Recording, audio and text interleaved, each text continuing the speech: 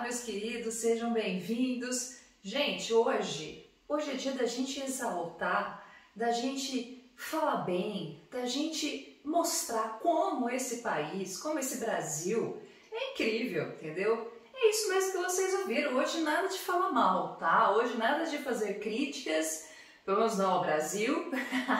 Hoje é dia da gente mostrar como esse país, gente, incrível, maravilhoso, gigantesco, entendeu? Como ele chegou a esse tamanho, que a gente chama de tamanho continental, passando de um país que era pequenininho, nunca fomos pequenos, mas como a gente conseguiu aumentar nossas fronteiras até chegar nas fronteiras que nós temos hoje, até chegar a esse tamanho extraordinário, quinto maior país do mundo. Gente, vamos exaltar, vai, vamos exaltar. Lindo, maravilhoso Brasil. Tá vendo? Professora Camila não é só crítica não, professora Camila só não fala mal não, tá vendo? Às vezes a gente fala bem também, tá bom? Muito bem, gente, a aula de hoje, então, como vocês podem ver, é sobre o Brasil e principalmente como as fronteiras brasileiras, como o território brasileiro, ele começa de um certo tamanho, como ele vai avançando, os porquês dele avançando, como ele consegue aumentar essas fronteiras, como ele consegue aumentar esse território. E é claro que isso está muito associado à nossa forma de colonização e à forma como a gente ganhou dinheiro, né? A gente não, né? Na verdade foi a gente que ganhou dinheiro, que a gente não ganhou muita coisa não, a gente ganhou pouca coisa. Quem ganhou mesmo foram os portugueses, como a gente sabe bem, né? Mas vamos lá, gente, vamos ver um pouquinho então sobre esse processo de produção, de construção, de formação do território brasileiro.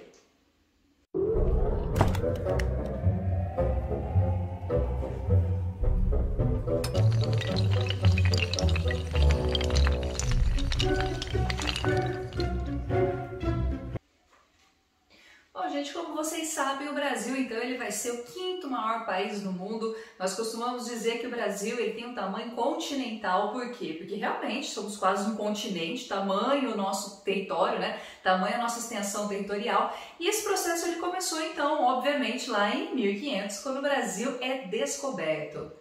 Descoberto?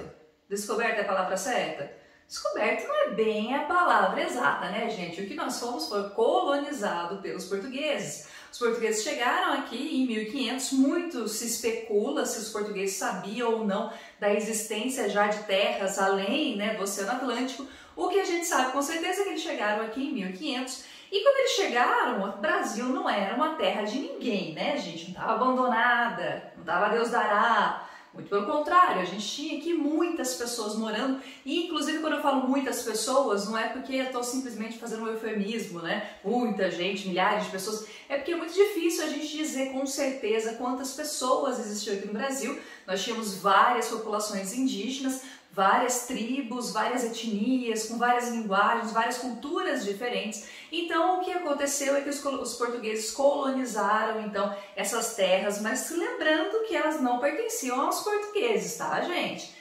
Elas foram, sim, tomadas, dominadas, né? Os coitadinhos que moravam aqui, eles foram expulsos. Vamos sempre lembrar da história verdadeira do Brasil, tá bom? E lembrando também que, diferente do que muitas vezes se conta por aí, não foi um processo pacífico, não foi um processo tranquilinho, tá? Os portugueses chegaram, trocaram mercadorias com os índios ali. Não foi bem assim, tá, gente? O que aconteceu mesmo foi um genocídio muito grande da população indígena brasileira. Por isso, inclusive, não conseguimos ter uma estimativa exata do número de indígenas que moravam aqui. O que a gente sabe é que uma boa parcela, né, uma grande, enorme parcela dessa população foi literalmente exterminada por vários métodos, tá? Pelos portugueses ali de várias maneiras diferentes. Pois muito bem, gente, vamos lembrar também que os portugueses, quando chegaram aqui, nós temos, aliás, quando a gente vê essa história de colonização, esse processo de capitalismo mercantilista, né, essa expansão que nós tivemos dos países europeus, a procura de novas terras, a gente tinha países, né, com esse perfil de colonização e quando eles fazem a colonização, eles podem ter objetivos diferentes. Nós temos basicamente dois tipos de colonização. A gente teve a colonização ou de exploração ou de povoamento. O de povoamento, os colonizadores eles queriam de fato ir ao novo território e sim construir uma nova terra, uma nova nação, um novo país. E enquanto que quem fazia colonização de exploração, como o nome mesmo está dizendo, só queria explorar mesmo, né, gente? Só quero ir lá e tirar tudo que eu posso e levar embora. Isso foi uma característica muito forte dos colonizadores portugueses e espanhóis, Os holandeses também tiveram essa característica em outros pontos. Os ingleses foi um pouquinho diferente, né? Porque aí se a gente entra na história dos Estados Unidos, por exemplo, você tem alguns locais que foram colonização. Norte, por exemplo, foi colonização de povoamento, e o sul, do que hoje é os Estados Unidos, foi colonização de exploração. E isso faz muita diferença, gente, no próprio processo de construção desse país. Se ele desde da sua formação, desde o início da sua colonização, ele já é um país de colônia, que ele sempre foi colônia de exploração, então a gente já percebe aí que ele não tem muita chance de ter grandes desenvolvimentos não, tá? Ele vai ter uma série de dificuldades aí, como a gente tem no Brasil e em quase toda a América Latina aí até hoje. Muito bem, gente, os portugueses, quando eles chegaram então, eles começaram, lembre-se que o Brasil, ele era só uma parte, como eu falei lá no início da aula, o Brasil ele era dividido, aliás quase o mundo inteiro, né, literalmente o mundo inteiro, era dividido por uma linha imaginária que foi estabelecida entre portugueses e espanhóis, que é a famosa linha ou Tratado de Tordesilhas. Esse Tratado de Tordesilhas foi estabelecido pelos dois países porque lá naquela época os dois países eram os países mais fodão da parte, né? Eles eram da Europa ali, eles eram os incríveis. E por isso eles dividiram o mundo entre eles. Humilde, né, gente? Pois então, quando chegaram os portugueses aqui, eles ficaram com a parte dessa América que pertencia aos portugueses. O que passava para lá desse Tratado de Tordesilhas pertencia à Espanha. Bom, os portugueses, como tinham um território muito grande, tá? Quando eles já tinham ali, mesmo com o Tratado de Tordesilhas, a gente mesmo assim, o Brasil já era, né, já tinha uma extensão territorial muito grande. Os portugueses, então, para facilitar essa organização, para facilitar a forma como eles organizavam o território brasileiro, eles dividiram, então, esse território naquilo que a gente chama de capitanias hereditárias. Essas capitanias hereditárias também não era coisa pequena, tá, gente? Não era qualquer território. E como o nome mesmo está dizendo, também não é qualquer um que tem essas capitanias, né? Quem recebia esse título dono, né? Quem era o dono dessas capitanias hereditárias, eram pessoas ricas, abastadas lá de Portugal. Então, teoricamente, nobres portugueses é que receberam, então, a oportunidade de vir tomar conta dessas capitanias hereditárias. Todos eles quiseram vir para cá? Não, né, gente? Vamos pensar bem, nós estamos lá em 1500, a vida já em 1500 já não é essa coisa, né? Você pegar um barquinho, ficar pelo Oceano Atlântico ali, chegar num lugar que não tem coisa nenhuma, não é exatamente uma opção para todas as pessoas. Então teve muitas dessas capitanias que não tiveram realmente uma ocupação. E para os portugueses, gente, isso era muito ruim, porque veja bem, 1500 a gente estava nesse processo então de os países grandes lá da Europa, né? Então Portugal, Espanha, depois a gente teve Holanda, França também, Inglaterra, todos querendo ali pedaços de terra. Portugal tinha que garantir, gente, que o território brasileiro fosse ocupado. Para quê? Para não dar brechas para que outros países viessem e também ocupassem o território brasileiro. Então, o que ele precisava? Ele precisava de ocupação. Ele precisava que as pessoas lá de Portugal viessem aqui para o Brasil, ou eles precisavam de coisas que de fato fizessem com que essa dominação portuguesa ficasse mais clara. Muito bem, gente. Pensando nisso, os portugueses, quando chegaram aqui, eles tiveram algumas decepções. Tá? Por que eles tiveram essas decepções? Quando os espanhóis chegaram na América Espanhola, quando eles chegaram Venezuela, Colômbia, Peru, mesmo né, ali para cima, se a gente pegar ali México, América Central, muitos desses locais tinham os grandes impérios, né, maias, incas e astecas, e muitos desses impérios, gente, tinham conhecimento de extração e até mesmo manuseio de certos metais. Inclusive aqui na América do Sul, a gente tinha os incas sabendo manusear prata e ouro. Gente, mercantilismo quer dizer que a gente estava numa época em que o que realmente valia dinheiro era ouro e prata. Isso significa que o que realmente os portugueses queriam era ouro e prata que os espanhóis acharam lá na América Espanhola.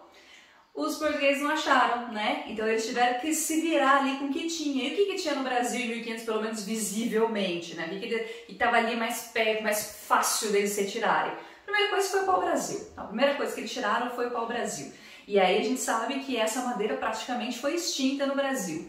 O pau-brasil era usado porque além da madeira ser muito nobre, ele também servia para fazer tinta. Que coisa boa, né? E aí, gente, muito dessas madeiras foi levada, praticamente toda essa madeira foi levada para Portugal, só que ainda assim os portugueses precisavam de algo que ocupasse o território, algo que fosse mais visível, mostrando, olha, tem gente morando aqui. E aí os portugueses também se aproveitando ali de uma coisa que estava em alta na época, que era a cana-de-açúcar, né, a produção do açúcar especificamente. Portugal fez opção por alguns lugares no Brasil ter a produção da cana. Então a cana-de-açúcar foi o primeiro grande produto de exportação brasileiro e que serviu, que ajudou a fazer essa coisa de você, de fato, tomar o território, de você ocupar o território. Porque se tem lavoura, né?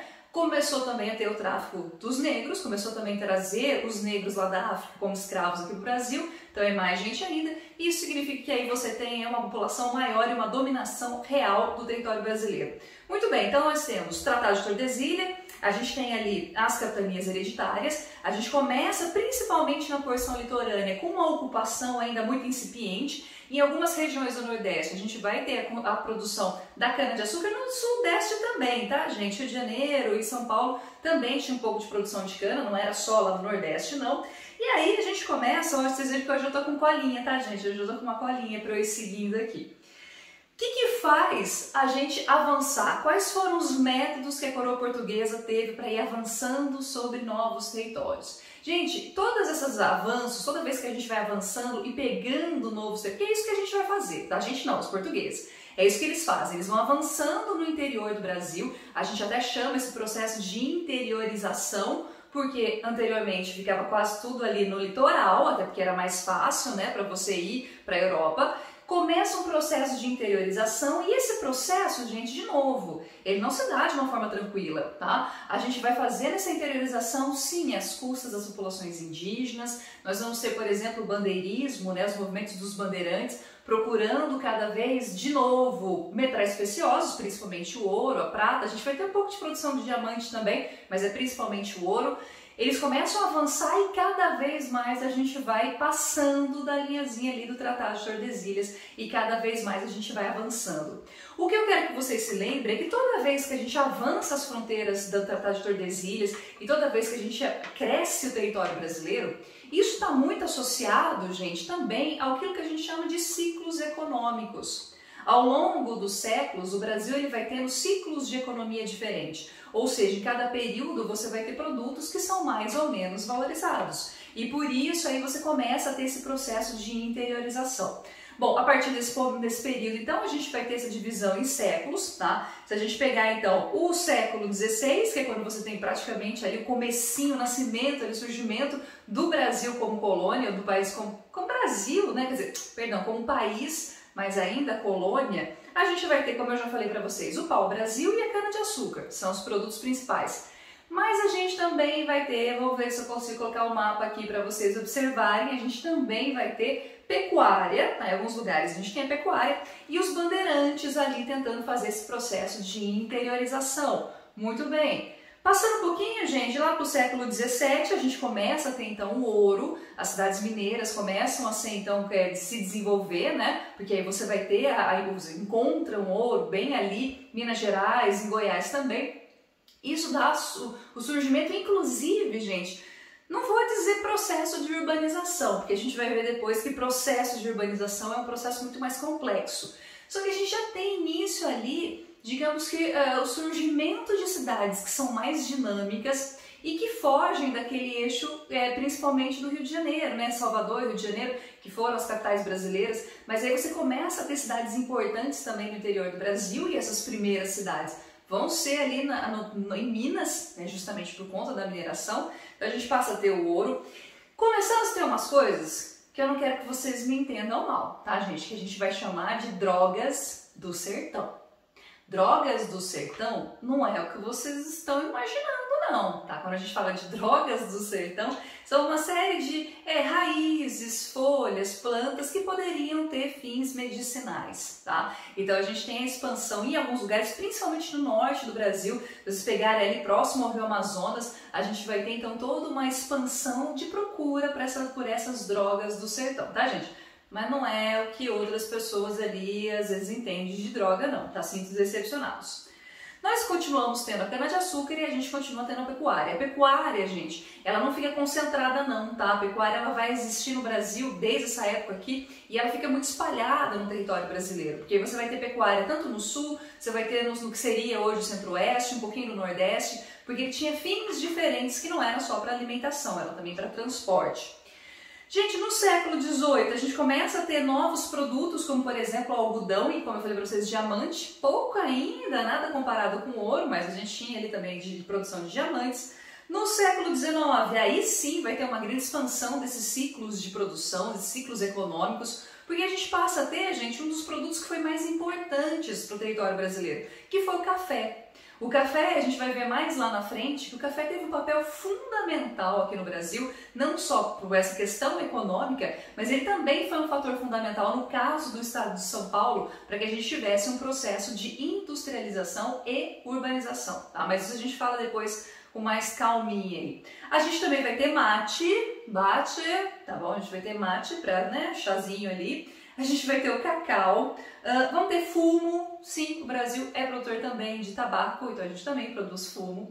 E a gente tem produção de borracha, inclusive a borracha ela vai ter mais de um ciclo também de produção, tá? A borracha que vinha do látex, que vinha da seringueira, que era produzida principalmente no norte do Brasil, nos estados que hoje é o norte do Brasil, e isso também foi fundamental para a gente expandir nossas fronteiras.